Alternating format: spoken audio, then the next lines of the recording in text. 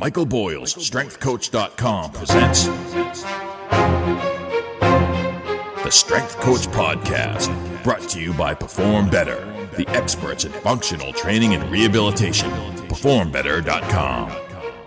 Hey everybody, welcome to episode 202 of the Strength Coach Podcast, the official podcast of Michael Boyle, StrengthCoach.com, the world's best source for strength and conditioning information. You can try StrengthCoach.com out for 3 days, just $1.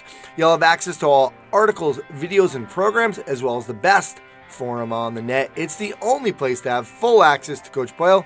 He's on every day. Check it out at StrengthCoach.com. All right, I'm your host, Anthony Wren, and the show notes are located at StrengthCoachPodcast.com.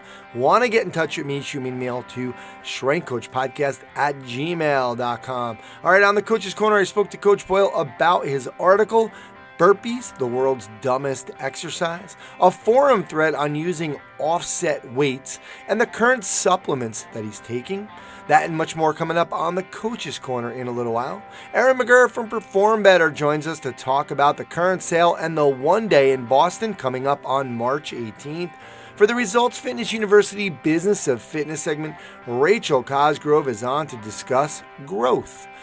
The Functional Movement System segment, Kyle Kiesel continues his three-part series on breathing. Today he talks about more detail about his research on core function and breathing. And for the Hit the Gym with the Strength Coach segment, I have on Martin Bingisser. He's the founder of Hammer Media. That's HMMR Media. Swiss national coach and 7-time national champion in the hammer throw. I have Martin on to talk about transfer of training, classifications of exercises, basics of Anatoly Bondarchuk, who was actually his coach for 9 years, role of specific strength exercises in team sports, things he's learned from Franz Bosch, and so much more. Lots of things to get to, so let's get on the phone with Coach Boyle. All right, now it's time for the Coach's Corner with Coach Boyle. Coach, how you doing? I am doing great, Anthony. How are you? I'm doing great. You know, I got to start out with this burpee article, and you and I always laugh about it. In terms of some of these titles and what gets people offended. But you wrote the article, we put it up on the site. About a week later, we put it out there. I tweeted a quote from you that just said, every time I see a burpee, I just ask myself why. And I'll tell you, we've gotten more shares and more conversation from this article. And we've had some pretty smart people even kind of defend the burpee, which, Coach Ethan Reed from Wake Forest, very smart guy, old friend of yours, wrote a pretty thoughtful response about how he uses the burpee. Can you just talk about this article and the response? Yeah, nothing short of amazing. I just was looking. I looked at the StrengthCoach.com Facebook page. 9,000 people reached and 20 shares, right? I mean, my Michael Boyle one was probably more than that. Like, I think it was like 40,000 people reached or something like that, and 43 shares. It's nuts. But it's really interesting because what I find is that everybody sort of kind of works from their own lens. That's what I've started to realize. So you get a guy like Ethan, who comes from a wrestling background, and he's very much in favor, and there was some rugby people, and then I think there were just some offended CrossFit people, but my whole thing, and I guess this is what I think is where people don't get it. It was really funny. So one of the guys in the thread put up an unbelievable video of Ozzie Smith like diving for a ball, making the catch, and he literally bounced off the ground. He didn't even use his hands. Like, he was extended. He hit the ground and got back up onto his feet. And the guy was like, this is why you do burpees. And I'm thinking, Ozzie Smith probably never did a burpee in his life. And it's just like a sick athlete who can bounce off the ground like that off his chest and land on his feet. And then people said, if you only do them in sets of 4, they're fine. And I just start thinking, okay, I get it, but this is not how people are using them. My article was aimed at the person in the adult fitness class, the person in the group fitness class, the CrossFit person who's doing hundreds of these stupid things with terrible technique. And I get it. Some people can defend, okay, if you've got an athlete. And I was arguing with people about it. If you watch the game of football again, I would tell you, you don't see a burpee. And we had somebody, Phil, from England, posted a great rugby video and said, this is rugby, up and down, up and down. You don't see anything that looks like a burpee. You see a lot of things that look maybe like push-up starts that we do from a running standpoint, but you really don't see anything that looks like a burpee. But what ends up happening to people, I think, is they get so brainwashed into believing something that they're no longer analytical about it. And one of the things I just was encouraging people to do, I said, just please do me a favor and go look at the game that you're talking about. Watch a game. Watch an NFL game and ask yourself, okay, how many times did something happen that looked like that? And I threw in the example. I said, if you've got 80 plays, let's just say as a for instance, and in a defensive football game, NFL game, how many times does anybody do something? Like how many times does somebody literally get chop blocked, have their legs knocked off from under them, land on the ground on their chest and on their hands, push themselves off and come back up to their feet? I would be willing to say it's probably less than one time a game that actually happens. So it's good. I think the flip side is, again, I'm kind of scanning through my Facebook stuff. 19,000 people reached and 45 shares on one of my pages. So, I mean, I would not be surprised if you took like Will Brink, who posted it and got a lot of shares off of his page. There was probably 100,000 views of that less than 500-word article. Yeah, and again, like I kind of responded to Coach Reeve, who, like, obviously I'm not going to argue with his experience. But what you were saying is, look, if you perform these lifts for super high reps to exhaustion with improper technique, you're going to injure yourself. That's just what's going to happen. And that's what we talked about. 99% of the time, they're programmed like that. Now, you do have outliers like Coach Reeve that might be using them, like he said, in moderation with consistency and being thoughtful about them. But I just think, again, outliers. So right, and even I still don't see it. Although I would not. I guess I wouldn't sort of take away his right to use it. But the interesting thing is that I would say the vast majority of people were in agreement. And interestingly enough, one guy actually posted a video of me teaching the snatch and said, "This is the way you teach a snatch." And I was kind of like, how did we get to that from burpee? He posted like a 1998 video of me. Okay. But I think that was the best dig that he could find. It was kind of like the internet version of Your Mother Wears Army Boots kind of thing. Nice. Snatch. That's what we're talking about. Coach, let's change the subject here. There was a great thread on really interesting question: views on progression of unilateral single leg exercise with one dumbbell or kettlebell and or two. And so basically asking, because if you just use one dumbbell on a single leg exercise, and obviously there's some anti-rotation stress there, it could actually be harder than having two dumbbells. So I thought it was kind of a really good question as like, which one does come first? You kind of threw a monkey wrench into it and just said, well, I use a goblet squat, so one kettlebell with two hands. That was the way to go. But you said you don't really use offsets. Kind of expand on this, please. Yeah, I just we do a little bit. So in our adult programming, we'll do some offset squats. We may do slide board lunges with an offset. We do not split squat because I feel like with split squat, balance is enough of an issue for people without trying to throw them off balance with the offset. I guess that's really why we're probably not big fans of it, because I see enough people who kind of are wobbly in the split squat to begin with. And I think, and strangely, in the slide board lunge, I think it makes it better because the offset sort of adds a little rotary demand because you're actually moving that back leg back. So I guess it goes back to the whole idea of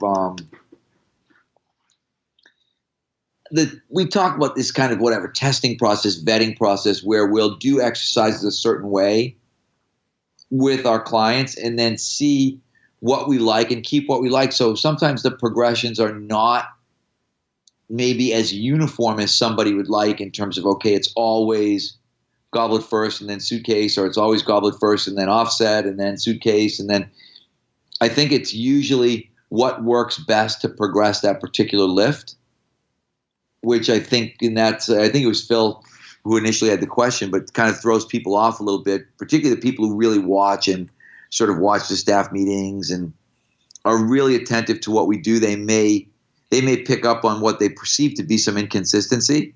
And I would say maybe in some cases there actually is some inconsistency, but that inconsistency is born out of us trying to do the right thing. Does that make sense?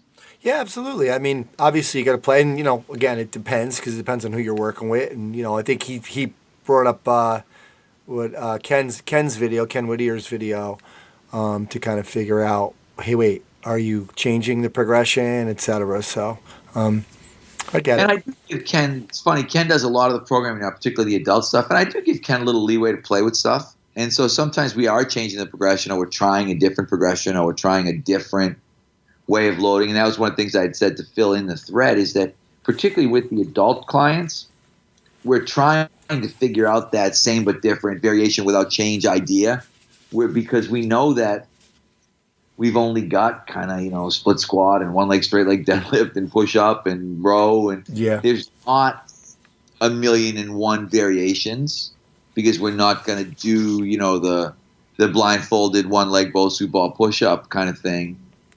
So you do get into things like offset loading that may change it enough for somebody that they perceive some difference, and they don't have that feeling of, oh, we do the same thing all the time over and over again, I'm not coming back anymore. Because I think that's a legitimate concern for a lot of people. Absolutely. All right. Coach, let's turn it over towards your personal health, because there was a thread on, different eating styles, like the 5-6 thing, small meal, which you think is a thing of the past. But I was surprised at the amount of food really that a lot of people are not eating, that were commenting of people really kind of reduce their calories. But you were talking about how you don't eat great, drink quite a few beers. You take a wide array of supplements. First comment on this idea of what you're eating, and you have the small lunch, normal dinner, and then we'll go into your supplements. Yeah, well, I think one of the things, and I have to remember the name of the book, but one of the things that this nutrition book, and the name is escaping me now, talked about was just that we really need to practice more caloric restriction. And he called it CRON, caloric restriction with optimum nutrition. And the idea that, eat better, but you just got to eat less. And I think that's something that I've really tried to get across to people. When you've got people who are either trying to lose weight, maintain their weight as they get older, realizing that their metabolism is changing, it keeps coming back to the idea you got to eat less. People, I think a big part of our nutritional problem in the United States is that we just eat too much. And that's why if you go back to like my sort of old presentations when Hank was losing a lot of weight, my buddy that lost 140 pounds, I talked about the idea that I didn't, and that was in the 5 or 6 small meal a day time period. But I didn't say to him, when I had overweight clients, I would never say 5 or 6 meals. I would say 5 or 6 feedings. And I would tell them that I wanted them to keep those feedings in the 300 calorie range. Because I knew that, eating more often might, again, from an evidentiary standpoint, at that time, people were saying it kept your blood sugar more even if you had more frequent, smaller meals. But I also know that someone who tends to overeat, more meals is more opportunity to overeat. I used to always, the joke I always used in my presentations was, you tell somebody who's overweight 5 or 6 meals a day, and they look at you and go, bonus, that's awesome. I can't believe you said that. And so with those people, it was sort of like, hey, have a really good high quality bar, make yourself a protein shake, keep getting some calories in during the day, but don't think you can have 5 meals. Because again, I think that's an athletic thing. The other thing that happens, and I can sort of digress a bit, I think sometimes too much of our nutrition information stems from endurance athletes who have really high caloric expenditure. One of my big beefs with nutritionists in general is that we've had a ton of nutritionists who were basically female runners. It's very common to sort of have those two worlds collide, where you've got a little teeny female runner who decides she wants to be a sports nutritionist. And suddenly that person who's running, 20, 30 miles a week has significantly higher caloric expenditure than the average person, and they've never been fat. They've always been a skinny runner. There's a lot of things that kind of roll into that, but they're out there giving advice to people. And that advice isn't real world. I always talk about the idea of nutrition. I want my weight loss, my fat loss advice from a fat person who's now skinny. Because I want real world, hey, this actually works, not advice, so this is how I did it. And you kind of look at someone and think, but you run 5, 6, 7 miles a day and you've always been thin. All you did was read a bunch of books and regurgitate what you read and think, oh, it works for me. It's like the same guy who goes in, the mesomorphic guy who goes in and lifts and gets big and then tells everyone else how to do it. And you're like, it's probably because you're mesomorphic and it's easy for you to get big. It probably doesn't work that way for everybody. So I always think trying to find somebody, we go back to the Alan Cosgrove, been there, done that kind of thing, is very helpful. Absolutely, and I think you're right with the portion size. It could be the hardest part. Even certain things like with these snacks. Like I have a bunch of nuts that I keep at the office, and I got to make sure. I actually had to buy little portion Tupperware because I'll just eat like a huge amount of nuts. Yeah, so, you end up 1,000 calories worth of nuts. You realize you look down and you think, oh my God, I don't think I do myself any good eating those healthy cashews. Yeah, it's 1,000 calories worth. Yeah, so it's a similar thing. Now let's turn it over to supplements, because you've kind of changed this up a little bit. You have, I guess because you're getting older, you got the vision and the prostate supplements in there now. Yeah, so I've added, and it's funny because those are things that's reality. And I always say to somebody, because people will say stuff like, oh, that doesn't work. And then you'll talk to somebody else who either anecdotally or based on one study will say, no, it does work. And my thing is that it's amazing how people will take drugs with incredibly bad side effects with no thought at all about it. Yet when it comes to taking a supplement that they might feel it's 100% safe, a little bit unproven, they're like, oh, you don't do that. That really doesn't add up to me in terms of, I look and think, like I said, I think I have 17 pills that I take a day. Wow. Because I just kept adding them in. I got a couple. I take a joint support supplement, glucosamine, chondroitin, MSM. People say, oh, it doesn't work. Well, my joints feel better. I take a prostate supplement. Oh, that doesn't work. It hasn't been proven. Well, I feel better. I take the lutein, vitamin A, Ocuvite for my eyes. I feel like I drive a little bit better at night. And I took it from one of my friend's mothers, said her doctor prescribed it to her because she was having trouble driving at night. I feel like I see better at night. I don't feel like the glare bothers me as much. Now, this could all be placebo, but I'm almost willing to invest in placebo in the sense that why not? If it's costing me $8 a month to take some of these things, why not try it? I really look at it and think you have everything to gain and nothing to lose in these situations. And I still take, even as I was talking to somebody the other day, during the winter, I take a 10,000 international unit vitamin D. Mm-hmm. And the bottom line is, you see me, right? I'm healthy as a horse.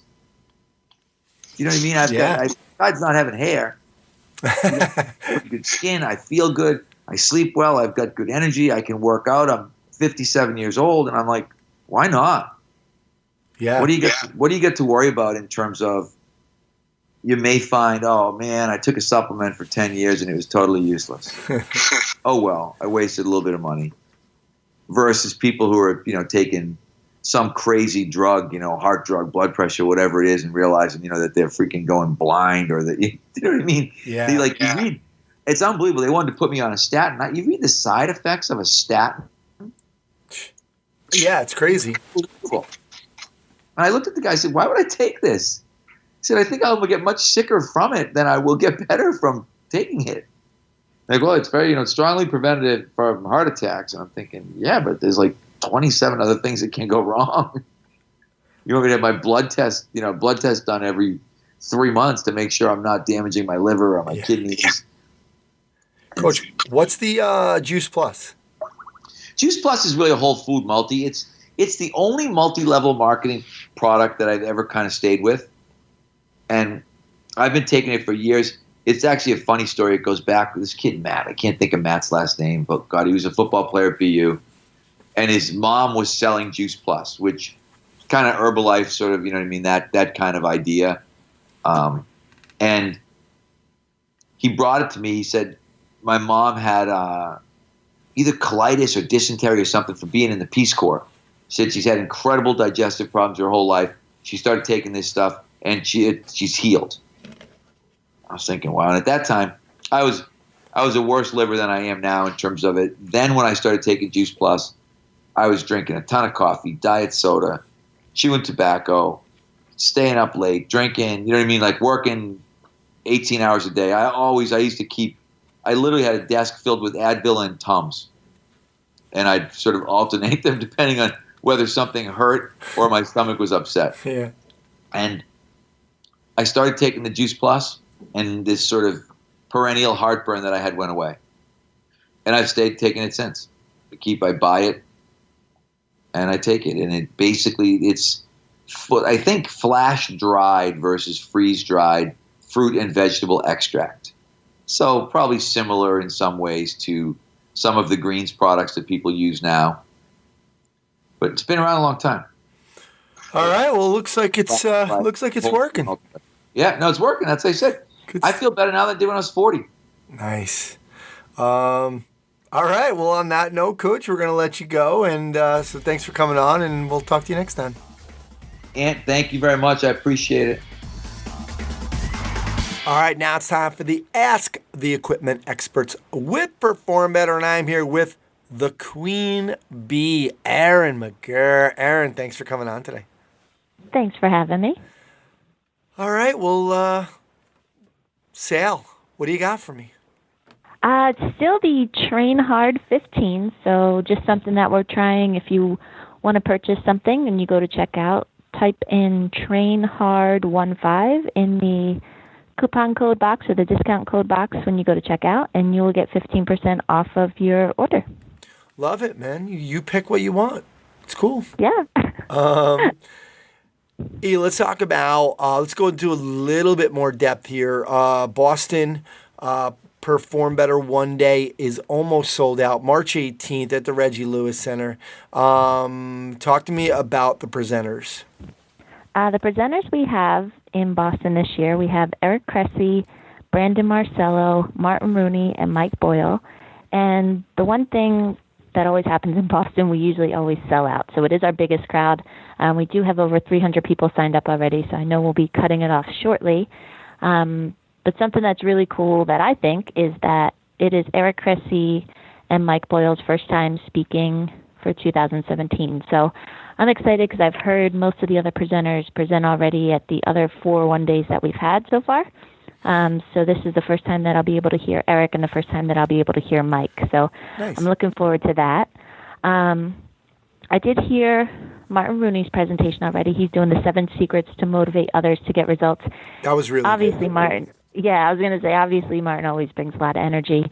The one thing he does do, he covers a lot of coaching, which is pretty cool, and really how to help coach and how to get better results from your clients and from your athletes, which is pretty cool because a lot of times there's motivational talks, but he really gives some tips and some, as a lot of people say, aha moments. But it's just some basic stuff that once you hear it, you know, it's always nice to hear again, but it's a nice refresher. Yeah, with him too. You realize with the music, right? Remember, he uses the music analogy, and it's brilliant. And definitely, I'm not.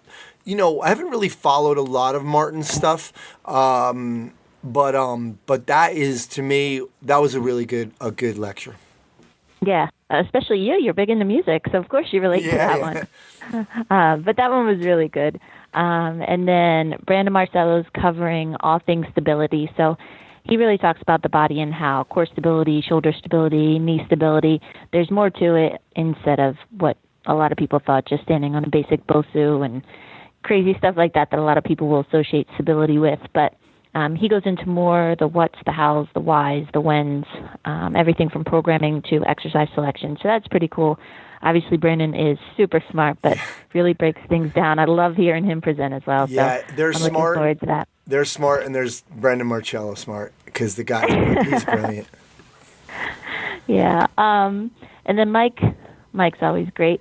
Training the client with pain, so he's going to talk about pretty much how a lot of people they tell you to refer your clients out if they have pain, but as you get older, sometimes it's not possible. So he's really going to talk about what you can and can't do without crossing line to make it, safe for your clients and protect yourself as well. So his will be good. And then Eric Cressy will be covering long-term athletic development. Last year was his 10th year speaking for Perform Better, so happy to have him back for year number 11. But he'll cover everything from biomechanics, physiological, social fronts for program design. Eric always, works with a lot of baseball players, so he'll talk about really how to start at a young age with youth and kind of build it up to keep it fun, keep it right, into working with everyone in the big leagues. So Nice. Looking forward to it. Yeah, Mike, actually, we talked about coaching the client with pain on last episode with Mike. So anybody wants to, he actually changed some of his slides to after hearing a little bit of Kevin Carr's talk at MBSC Winter Seminar. Mike's going to add some stuff to that, and then Cressy, yeah, he's really built something big over there with the baseball niche, and great job. And yeah, it's going to be long-term athletic development is an interesting topic. So. All right. Well, E, thanks for coming on, giving us the sale and the rundown about the one day in Boston on March 18th. Hurry up. It's going to sell out. I know. So I'm looking forward to seeing a lot of people there. And just as a heads up, I did get the batch of Summit brochures in today. So those will be going out in the mail shortly. So hopefully you will see them in your mailbox. But it looks awesome, and I'm excited for those to start coming up as well.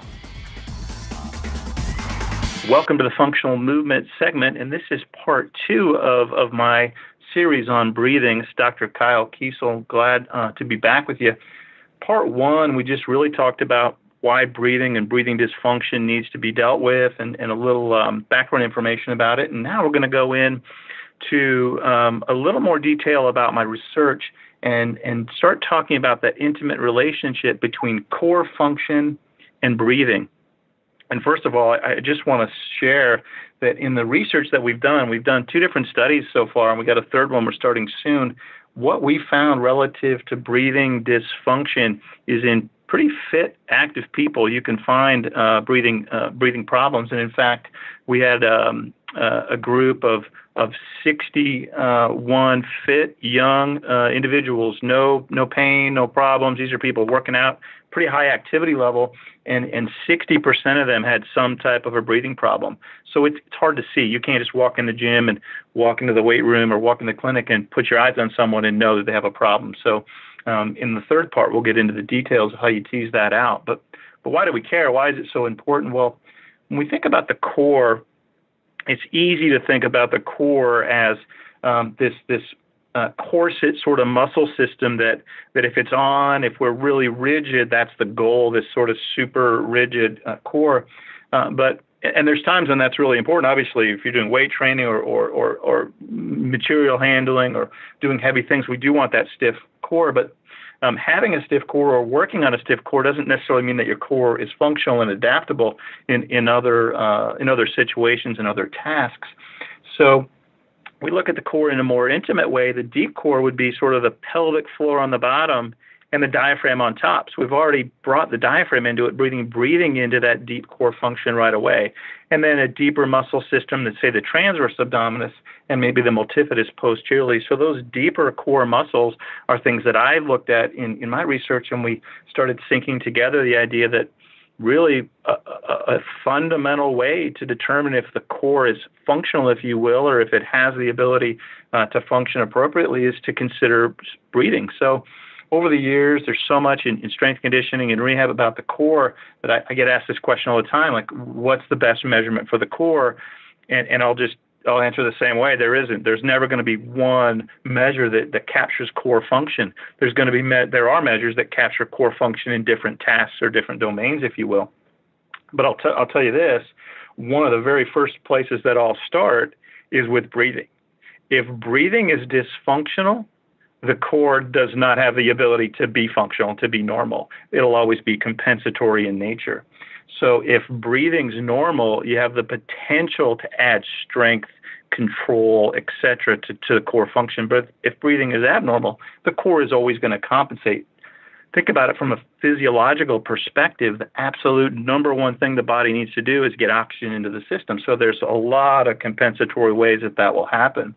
So if breathing is dysfunctional, you'll still get oxygen into your tissues and you can function pretty well, but it's not ideal. And when we're dealing with rehabilitation and high performance, we're going for ideal. So keep that in mind. And the other way to think about it, when there's breathing dysfunction on board, because of its core and movement-oriented relationship, we just say there's noise in the system. There's just something in the way.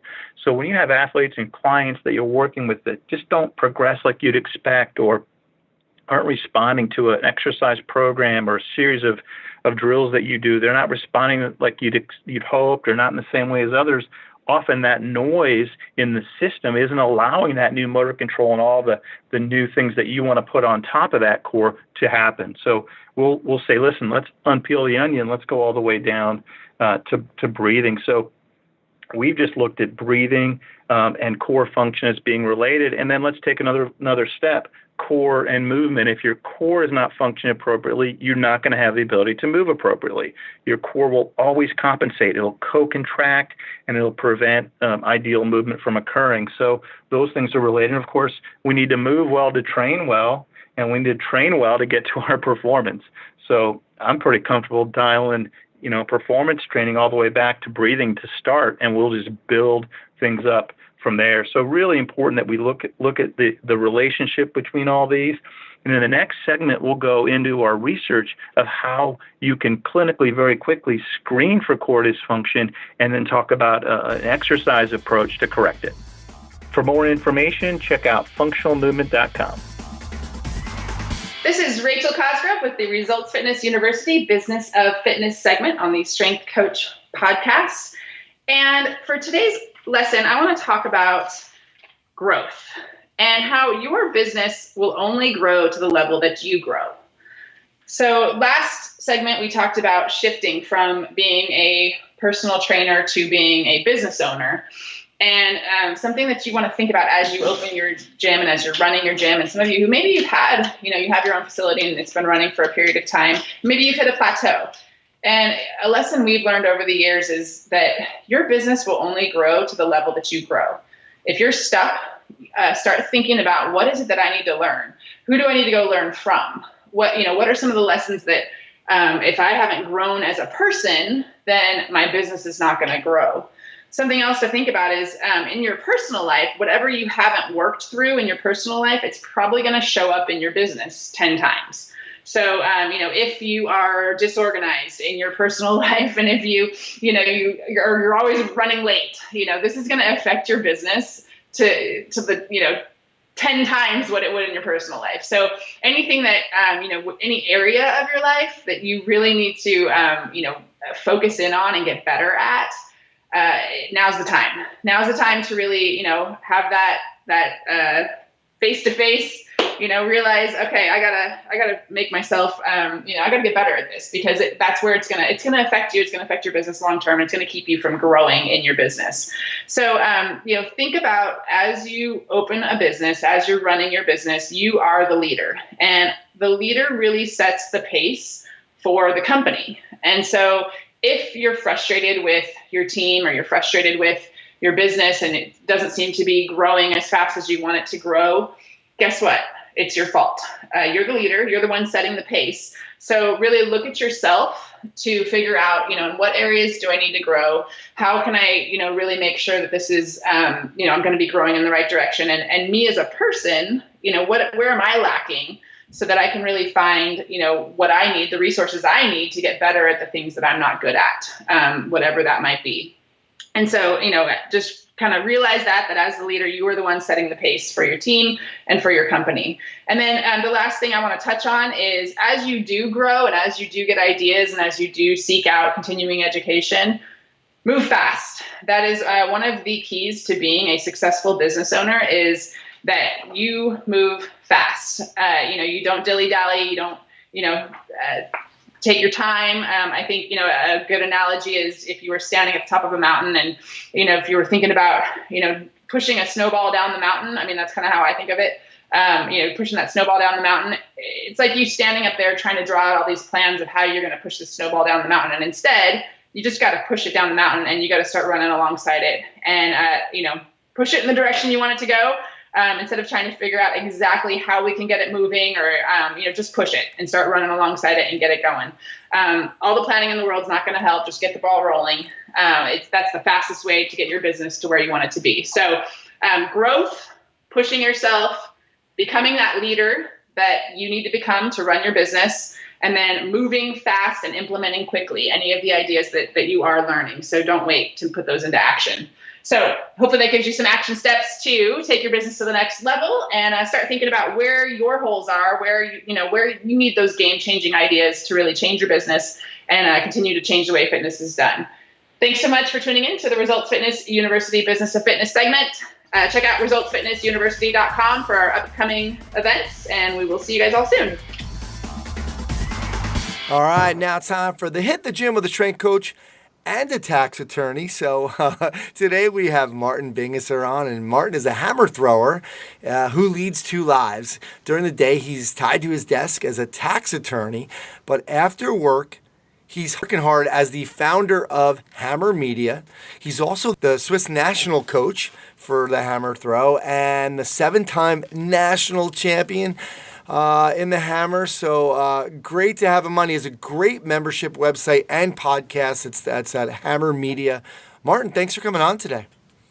Thank you very much for having me. I mean, you got a great podcast on here, and it's good to become a part of it. So I'd like to listen to the other podcasts out there and see what's going on. As you mentioned, we have a podcast too. And it's good to hear what other coaches are doing, and you guys put together a great resource. Yeah, and that's what I like about your site. I just joined, but and I was reading some of your stuff. It's just some coaches that I haven't been exposed to, or obviously with the track and field stuff. And you're trying to, you have a lot of stuff on Bondarchuk and Bosch and all these great writers, and you actually trained. You trained with Bondarchuk, right? Yeah, I trained with him for almost 9 or 10 years. Wow. So I got a chance to learn from him firsthand, and we try and pull together resources from a lot of the stuff comes from the track and field community, but lately I've also got a lot of connections in rugby, and so trying to pull some of these coaches maybe you haven't heard of, but they've had success, and the reason you haven't heard of them is because they're so busy working, they don't have time to write. So we try to pull together those, some lessons we can learn from them, some of their best practices, and share them with a bigger audience. So yeah, it's hard. It was hard. The Strength Coach podcast, we're in our 10th year now. And when I first started this, it was so hard to find coaches that were writing or, on other podcasts. So now it becomes a little easier to find these guys, but you're right. There's so many great college coaches out there that are working and, like you said, overseas rugby, et cetera, other sports, but I just don't have exposure to them. So it's almost like I can't come up with stuff to ask them beyond the typical same old stuff. So it's interesting now how we have it's obviously can be a much more global approach. Yeah, and one note too, for those of you guys who want to go to the site, as you said, it's called Hammer Media, but it's spelled HMMR Media, just to be a little fancy, I guess, or different. But if you type in the normal spelling, you won't get there. So hmmrmedia.com if you guys want to check out our podcast and see some of the articles we have, which I'm sure we'll talk about in a minute. Yeah, absolutely. Yeah, let's get right into that, because I do want to talk about you have kind of in your membership site, you have some like what you call e-courses, and it's you keep adding to those. And the first one that I looked at was the basics, and because it's the one I'm most interested in, because I'd gone on your site, and that's what was my exposure to you, was from a link through the role of specific strength exercises in team sports, and that's originally what I wanted to talk about as well. But I want to take a step back first, because you have a great video on the transfer of training. It's something that we all are. It's kind of the holy grail, right? When we're as trainers. So let's talk about the transfer of training. And can you just start out with talking about the different, the positive and neutral and negative, and maybe some of the basics of Coach Bondarchuk? Yeah, I mean, we call that video the basics just because we reference it so much. I trained with Bondarchuk he was the coach I worked with for the longest during the peak of my career. Nick Garcia, who I host the podcast with, he uses a lot of his methods. So we come back to that quite a bit. And it's really, whether we're using quote unquote Bondarchuk's methods or not, we're taking a lot of the same principles from there. And the core of all that is transfer of training. As you mentioned, there are different types of transfer. There's positive transfer, neutral transfer, negative transfer. All that's basically saying is trying to measure how what you're doing in training, what you're doing in the weight room, what you're doing on the field, what drills you're doing, what exercise you're doing, how that impacts the performance that you want it to. So if you want to be a better hammer thrower, will that exercise help you become a better hammer thrower? So an example of something that has positive transfer of training might be, a power clean. So if I do a power clean and my max goes up 10 kilos, and at the same time I throw a meter further, and it's attributable to power clean, we can say that has a positive transfer of training because it's making me better. Some things have a neutral transfer of training. They have no impact on what you're doing.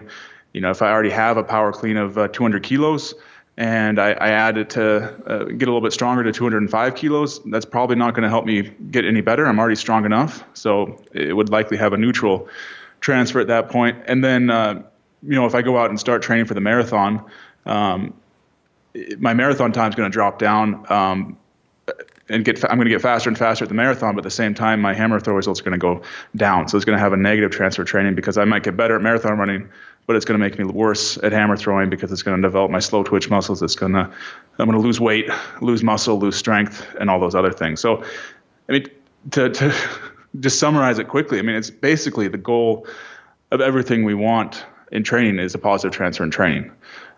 Whether we acknowledge it or not, or whether we've even heard of the term, transfer of training is what every coach is after. We want to make sure that our plan that we put together will help the athlete be better. I was listening to your episode with Hank just recently, and you were talking about him with individualizing training. The whole point of that is to maximize transfer. You want to find out what's best for that athlete, what's best for what's going to get them results, what's going to transfer for them.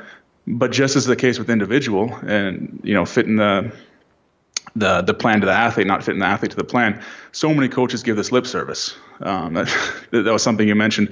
It's the same with transfer training. A lot of coaches talk about it, but then when you look at what they do and you ask them, does this work? Does that not work? And they say, well, we do it because we've been doing it. They don't ever take a closer look and see if what they're doing actually is helping the players on the field. They're not really looking at the feedback. They're not really trying to quantify what type of gains the athletes are making in different areas. And so that's one of the things that Bondarchuk has really put forward. Transfer training is a basic concept, but he's tried to take that and quantify it for track and field and find out where is the transfer and ask people to make those, do that analysis and find out for their sport, where's the transfer, what area should I focus on?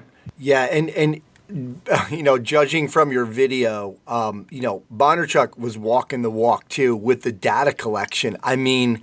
Because that would be my question this has got to be the hardest thing is how can we tell specifically? So for example, like we talked about the power clean, if I increase my power clean and then my hammer goes up as well, but there's so many other factors, right? Obviously nutrition and sleep and stress and other exercises. I guess my question, and part of it is got to be a little bit of, intense data collection, but what are some things that you've done to kind of help you understand when you're getting a positive transfer of training? Because there's so many things, exercises, et cetera. It's hard. And a lot of people, they'll throw their hands up in the air because it's hard. As you mentioned, there's so many different factors going in.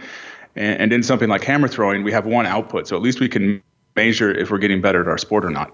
But you have so many inputs, it's hard to tell. Was it this one? Was it that one? What was making the athlete better? And if you look at a team sport or, an open skilled sport, it's even more difficult because how do you measure if a running back is better? Maybe they had more yards, but they could have been playing against a bad defense. Maybe they had less yards, but they just didn't get as many touches. So how do you really define, are they better or not? So on both ends, whether they're better or not, and which input caused that, they're really hard to do. So it's a very difficult task, and a lot of people just throw their hands up in the air and say, "Hey, I'm just going to go by intuition, or make my best guess." But just because it's hard, I don't think it means you don't have to try, and that's what Bondarchuk does. You can't absolutely, definitely say with 100% accuracy, this is what improved my result, but you can try. And a few things he does is, he tries to collect data. And with that, you get a lot of correlations. We all know that correlation is not causation, but it's some evidence that it's working. If you have an athlete that gets a 20% increase in their power clean and they're not throwing any further, it's probably not going to have a lot of transfer. So you can start eliminating things that way.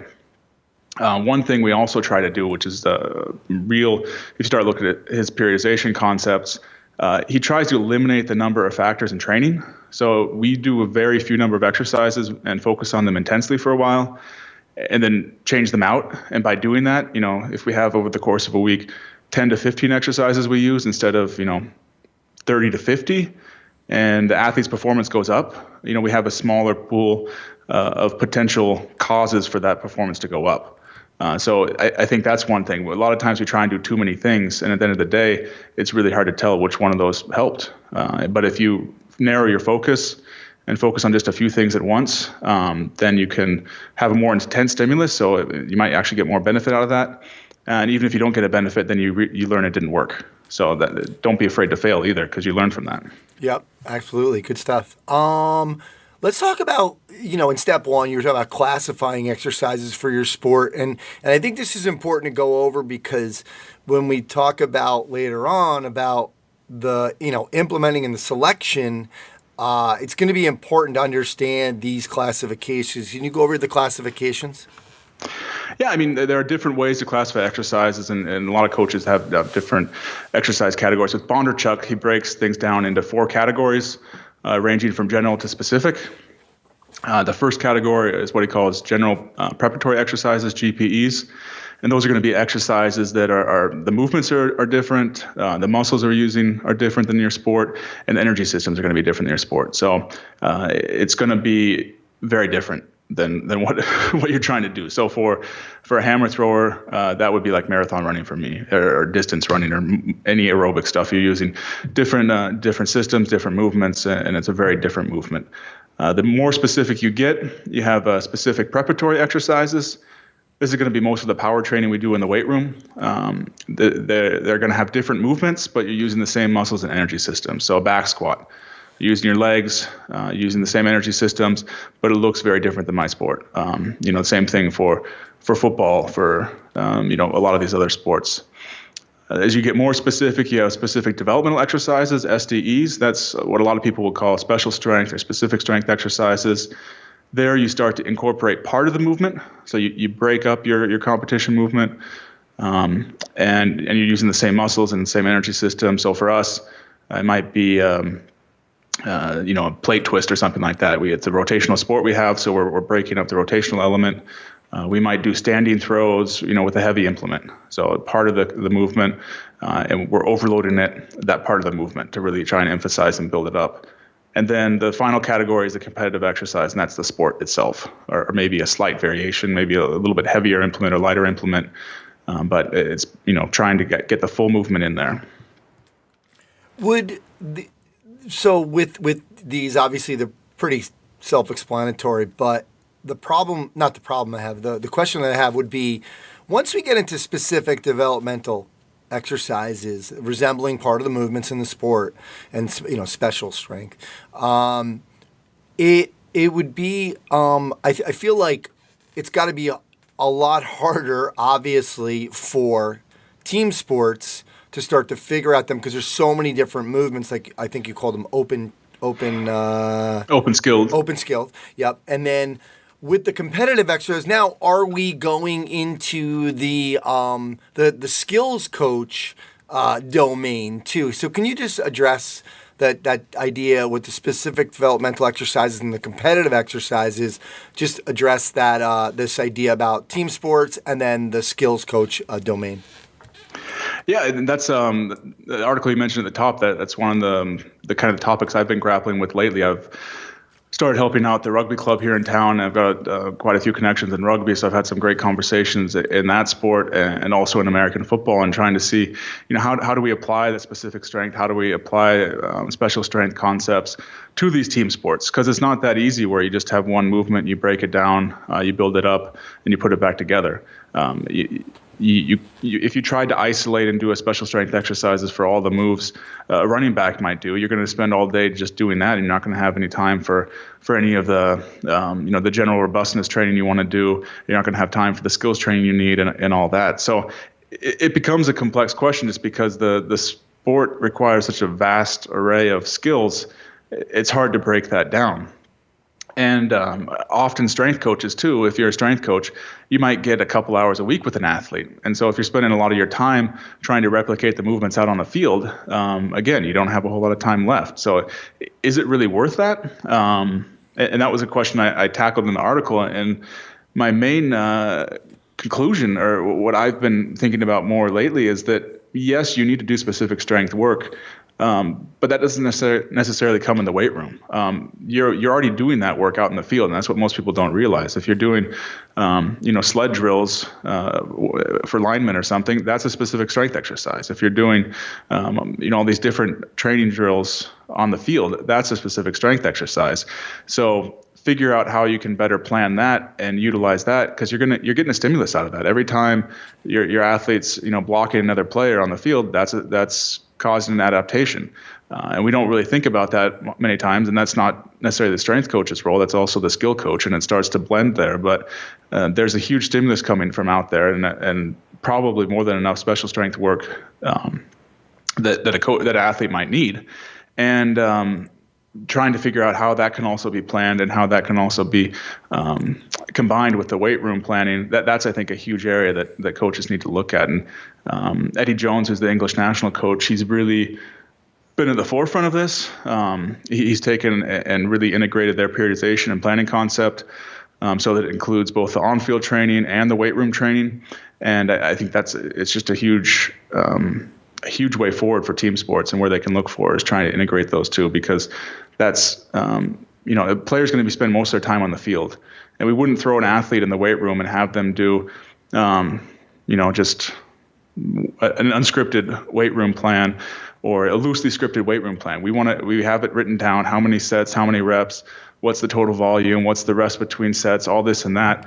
But when they get out there on the field for their tactical session, oftentimes it's pretty loosely defined. They might have a half an hour of blocking drills, but that's not even defined very much. How much time are they doing between reps? How much time are they doing between each time they go through the line? How much time is spent for the coach explaining?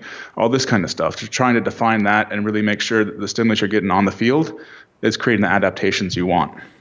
Yeah, it's obviously just shows the how important it is for everybody to be on the same page. Because also when you were talking about these different strength exercises, talking about how the general strength exercises, they have a high transfer in the beginners, but they're lower in elite athletes. So now it's almost like saying, okay, we have elite athletes here, and here we were putting them in the gym. We want to make sure as much as we can to try to get as specific as we can to help us on the field, but we want to make sure that the on-field work and the in the training room are symbiotic, obviously.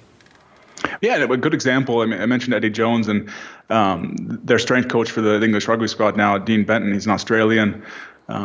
And some of his work on what they do is, they've really analyzed the sport itself, and they look and see, okay, in rugby, typically we'll cover so many meters per minute. And so what they'll do is they'll design their training with a goal that we want to cover so many meters per minute. We want to do it at this speed and that speed. GPS is really catching on lately, especially in America now too. And a lot of what they're doing is they're looking backwards and seeing, okay, how much did we do? But what he's also doing is trying to plan the exercises. So today's training, if we need to cover X number of meters per minute in a game, we're going to try and cover, 1.5x today, just so we can overload that and really work on the athlete's fitness while we're also at the same time working on their tactics. Another day they might try try and cover less volume but work more on intensity. So they'll try and say, okay, well, we might cover 0.75x, but we want to have the speeds higher so that we're practicing at over speed. So we're overloading the speed element. And so they really try and define ahead of time what's going on in that field to try and make the on-field work even more specific and getting the physical adaptations they want. Absolutely. So let's kind of, in this, we're in kind of the selecting exercises area right now. And I this question always comes up with strength coaches, and I always ask it. You were saying the elite athlete must be strong, but the term strong has several meanings. Focus on getting strong in the right movements. So how are you also, help us to determine those right movements? I mean, the example I give quite a lot is from the hammer throw, just because I know it real well. And Yuri Sedik is the world record holder in the hammer. He's thrown 86 meters. It's an incredible distance. It's held up as a world record for last year's 30-year anniversary of his world record. And he was strong, but I think he had 170, 175 kilo clean. So a strong dude. But when you look at his competitors, they could do 200 kilos plus. That's 440 pound clean. They were much stronger than him in the weight room.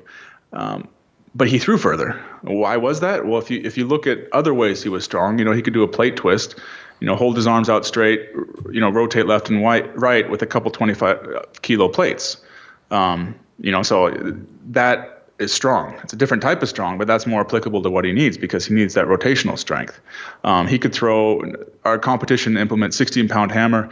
He could throw a 22-pound hammer, so that's almost 50% heavier. He could throw it over 70 meters. That's 230 feet. That would be top 10 in the U.S., and he's throwing something 50% heavier. So he had, and the amount of force that produces too. I mean, you're producing hundreds and hundreds of pounds of force that you have to counter and add to throughout your throw. That takes strength. That's not measured in a power clean. That's not measured in a squat, but you have to be able to produce force. And so trying to figure out how you can produce, how you get strong in the way that you need to be, that just means how you're able to apply the force in the right way.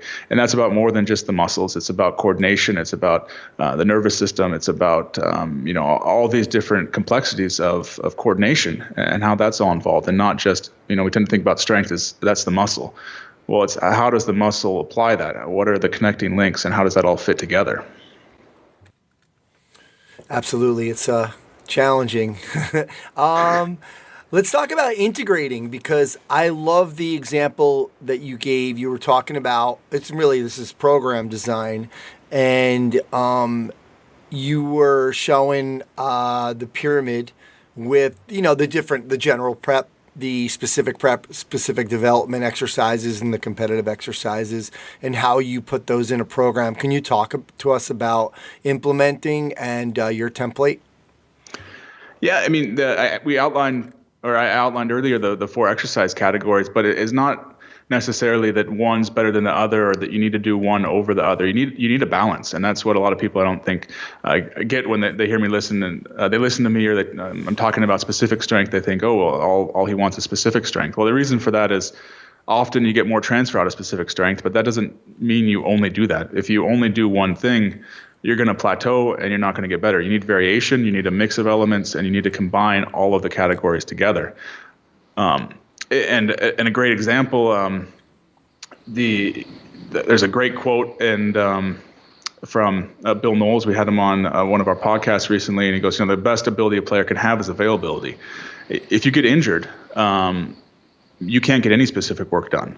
And so there's a huge need in training to also do general work, not general strength, not necessarily heavy squats, that kind of general work, but just general robustness work, trying to put athletes in different positions, doing even low amplitude jumps, that kind of stuff to make the athlete more injury resistant so that they can get in the long run more specific work. So more general stuff can also mean in the end more specific stuff.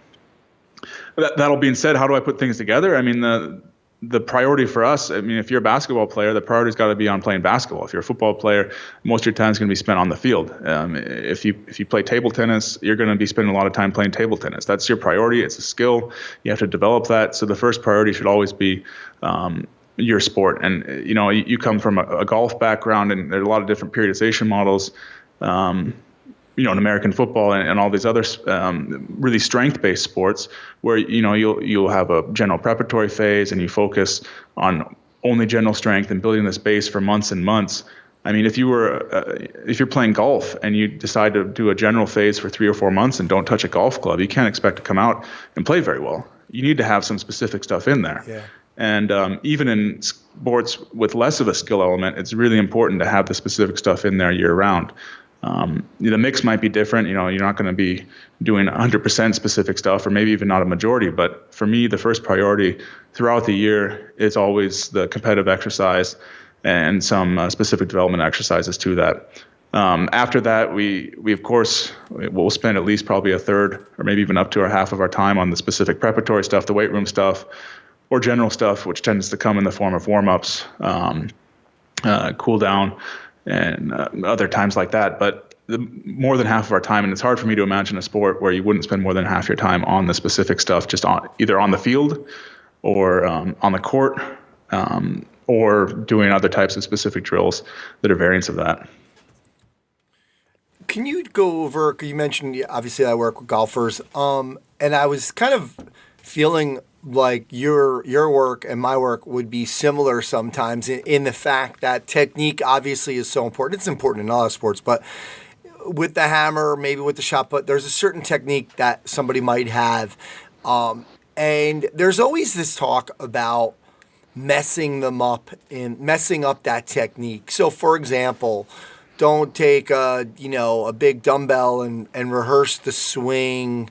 You're just going to mess with that swing.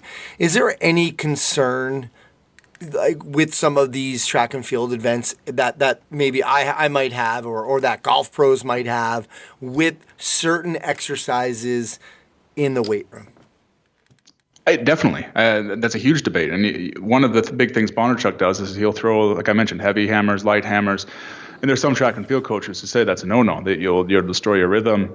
It'll throw things off. It's the same fear, I think, there in many, many sports. So it's definitely a debate. I think it's a bit overplayed. And I asked, Franz Bosch is also, he's a real proponent of playing around with the movement, trying to test its limits, putting yourself in different positions to try and really develop the pillars of your technique. And to do that, you have to try out new things. If you're just doing the same thing over and over, you're not really challenging yourself. So you have to challenge yourself and put yourself out there in order to get better. And I asked him, well, how would you address this same concern? And he goes, well, you're only going to destroy the rhythm if you do something else long enough to build up that new rhythm to replace it. And so the key is to always keep trying new things. If you stop playing golf and just do dumbbell swings for 3 months and come back on the course, yeah, of course it's going to screw things up. But if you're doing some specific exercises that are they're a little bit different, but not too different that they are completely different movements. So you want to make sure you have kind of a similar movement pattern and you got the same kind of pillars in there, or attractors as you call them. If you make sure the attractors are the same and there's enough variation where it's not that one rhythm is going to override the other, then you should be in good shape. And that can kind of be taken by the eye test. I mean, if you start watching someone in the hammer and the golf and they're doing some type of exercise, and they're really just, ripping the hell out of the club or something, it's probably not going to be helping your technique. But if they're able to do a similar movement and add some overload to it, then go for it. Absolutely. Can you go over this idea about, because I hadn't really heard much about attractors, and can you talk about that? Yeah, I mean, the terminology comes from a lot of motor learning stuff, which can get a little bit over my head even too. But essentially, in Franz Bosch, in his book Strength Training and Coordination, he outlines this. You have in your technique, in your technical model, you have attractors and you have fluctuators. The attractors are the things that are going to be stable no matter what, and the fluctuators are the things that can interchange. So if you think about that in the course of running mechanics, for example, you want to have A key attractor is that you want to have the foot hit the ground from above, because the more force going into the ground, the more force is going to be coming out of the ground. So that's an attractor. That's something you want to build on, that should be present in your technique at all times. And if you're a football player too, whether you're moving laterally or forward, that should be there. That's something you have to have. A fluctuator might be arm movement. I mean, if you look at the top sprinters in the world, and Hank was talking about this too. I mean, sprinting techniques all over the place. Carl Lewis versus Ben Johnson, they look quite different. If you look at arm movement from people, you have some people with their arms all over the place, some people with just forward and back arms, and they both run really fast. So is that necessary to run fast? No. Yeah, it might improve your technique here or there. For some individuals, something might work better or worse, but those are the things that you can adapt to the athlete. And so that's trying to, in his approach, when he talks about attractors, he's trying to identify, and that's going to be different for each sport, but break down what are those key elements. In the baseball, it might be is a batter. I mean, the follow through is going to be pretty standard for all players, but how you're holding the bat before you hit, that could be all over the place. So trying to focus on the intent with the follow through is key. So you need to try to define what are those pillars of the technique, what are those attractors, and find exercises that really help develop those. And so a good example I mentioned in running, hitting the foot from above. One of the things that Bosch will do, and that Eddie Jones was doing with his athletes when he was with the Japan national team, is they do a lot of running on uneven surfaces. And if you're running with the ball, you're not looking down where your feet are. You really have to make sure your foot's coming down from above, because if it's not, and your next step's on something soft versus something hard, you're just going to be off balance and you're going to slow down or fall over. But if you don't know where your next foot is, it really keeps the stiffness. You're required to be stiff. You're required to hit the ground from above, and it helps develop that property. So trying to think of drills that will force the athletes to do those attractors and really develop them and ingrain them so that they are stronger and stronger. And then, in open skilled sports, the fluctuators will come into play because you're going to be in a different position each time. You're going to have to apply force in a slightly different way, but if those attractors are there, those pillars are there, the technique will hold up in the new situation. All right. Well, let's continue on this on Bosch's book, Strength Training Coordination. You wrote a great article, 4 Things I Learned from Franz Bosch, because you felt like he connects motor learning, anatomy, overload, and coordination into a holistic and radical approach to strength training, and it's changed the way you've coached. And one of those ways that you were talking about was what you just said, defining the pillars of your technique and those attractors, and looking at the attractors and the fluctuations. Let's talk to us, expand more about respecting the complexity of movement and training. Yeah, I mean, movement is complex. The human body is complex, and as I was talking about earlier, it's not just a matter of how much force the muscle can produce. If that were the case, strongest guys would be the fastest. The strongest guys would throw the furthest. The strongest guys would jump the highest, and that's not the case. It's a matter of all these interconnected parts and coordination. And as strength coaches, we want it to be kind of that what is strength equals performance. It's easy to measure strength.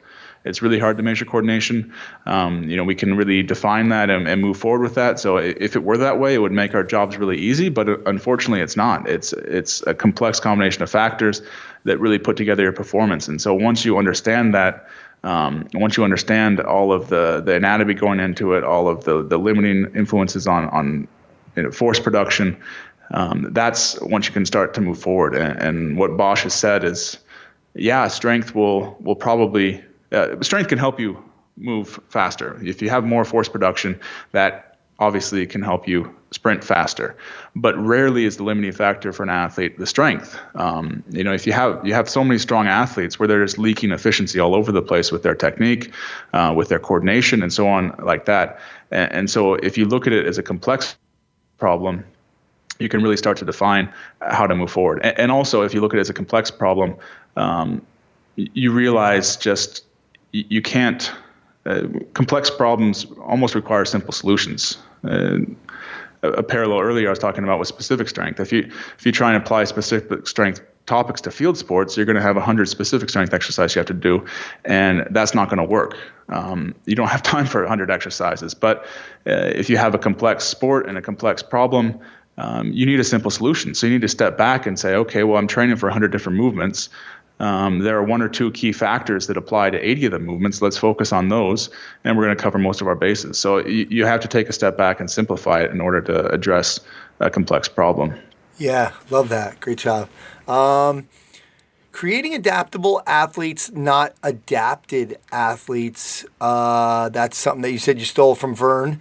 But what did you learn? Like, how has this changed a little bit of your coaching?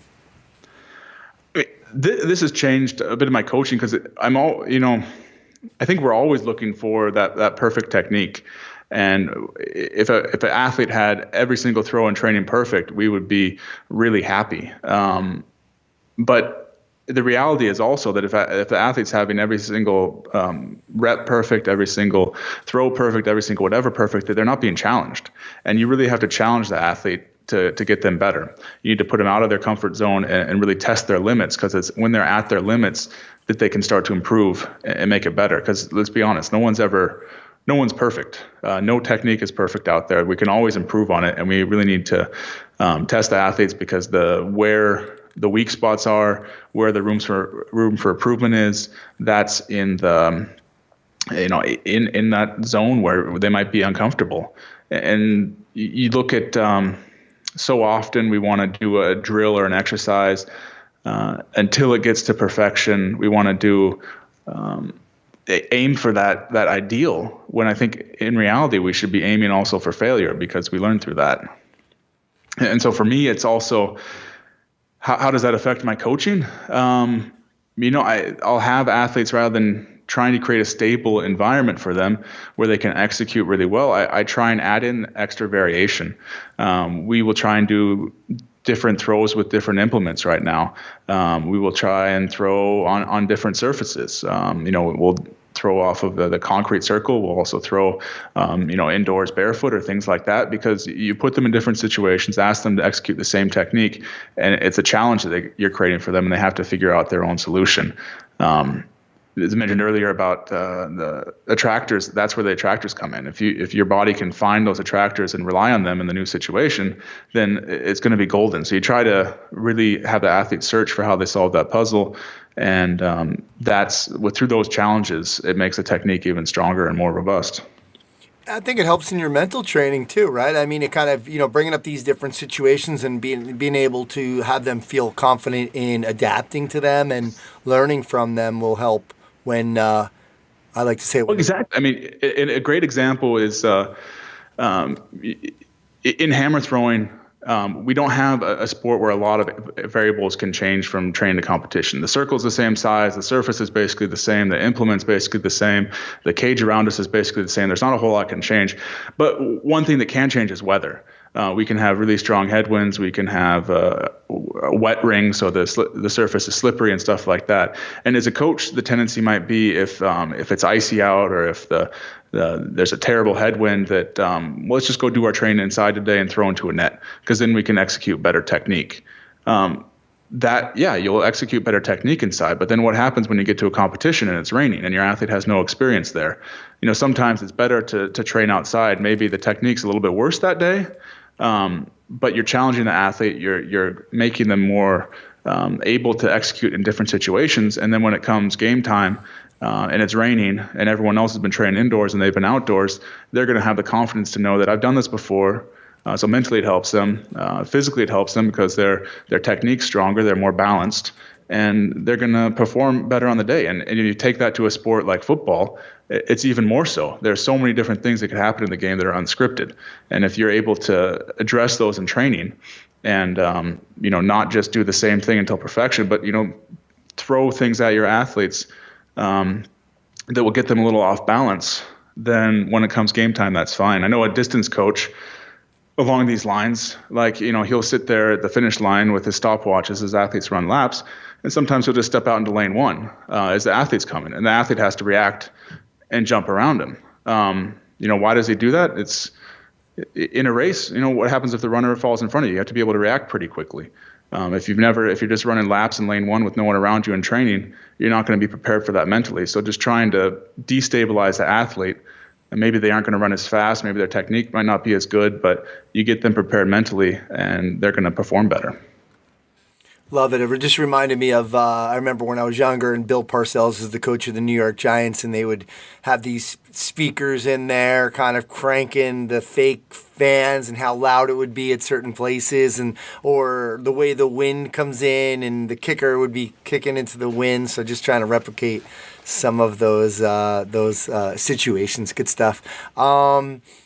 Everything has a cost. I love this one. You were talking about finding a balance. Can you expand on this? Yeah, it's another topic we talked about earlier. Maybe with the dumbbell swings for golf, that's a great example. On the one hand, you're developing a strength that's specific. Your rotational strength. I'm not a golf expert, but it's similar to the golf swing, so I assume there's some carryover, and it might increase your power there. But on the other hand, it's heavier, so it's a slower movement. Because it's heavier, you might be activating different muscles and different reflexes. If it's too slow, you're not going to have the stretch reflex involved. You're not going to have the elastic element there.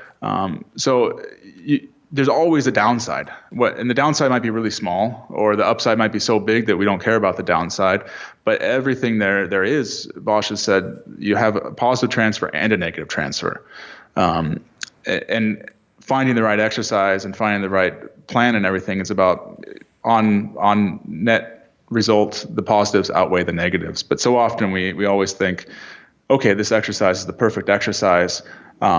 And we don't think about the negative there, and there's always the negative. And if you know the negative, you can work around it. But if you're only thinking about the positives, then you start to run into issues. And same thing with throwing the hammer. If we throw an implement heavier, it's going to help us develop our specific strength. But at a certain point, it gets so heavy that the technique starts to change. So finding that line where things switch over, that's the key.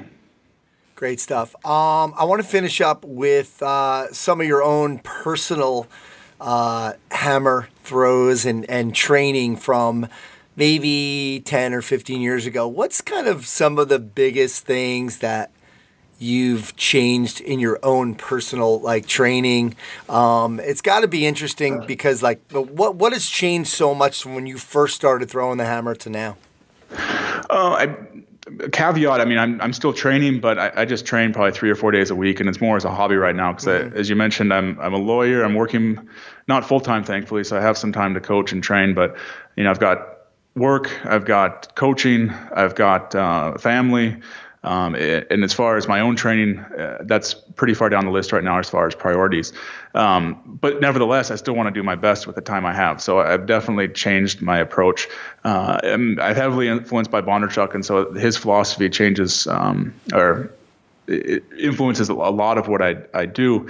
But I've changed also quite a bit over the last couple of years. So since the European Championships in 2014, when I kind of stepped back a little bit from training at a high level, I've done my own programming. And I got injured the first year I did that. I had a disc hernia in my back, and that really made me reevaluate. It wasn't the train that really caused that. It was more just kind of the age and thinking I was still young and trying to do stuff without warming up enough. But since then, as I've come back from that, it's really made me reevaluate and kind of use myself as a guinea pig. And the main thing that's changed is I've done with Bondarchuk a ton of specific stuff. And more specific stuff over the years and years. But at the same time, I've neglected some of the things that were strengths 10 years ago. So when I was quite young, I was always quite fit for a hammer throw. I could run under 6 minutes in the mile, which is, it has no transfer to hammer throwing, but I was in pretty good shape. I had great work capacity. I played a ton of sports growing up too. So I was, my first injury was, at 32 when I hurt my back. I'd never really had many injuries, so it was great. But as I got more specialized, those general qualities, I think, lessened. So my work capacity went down. because I didn't work on it as much. That was a strength. I'd ignored it. My general robustness went down just because it was a strength before. I never worked on it. So as I've, over the last year and a half coming back from injury, I've really put a lot of focus into my warm-up. With Bondarchuk, our warm-up was, the very simple, okay, run a lap, do a few dynamic exercises, and then take a few easy throws, and then you're good to go. And now Nick Garcia, who I host the podcast with, he's helped develop a warm-up for me.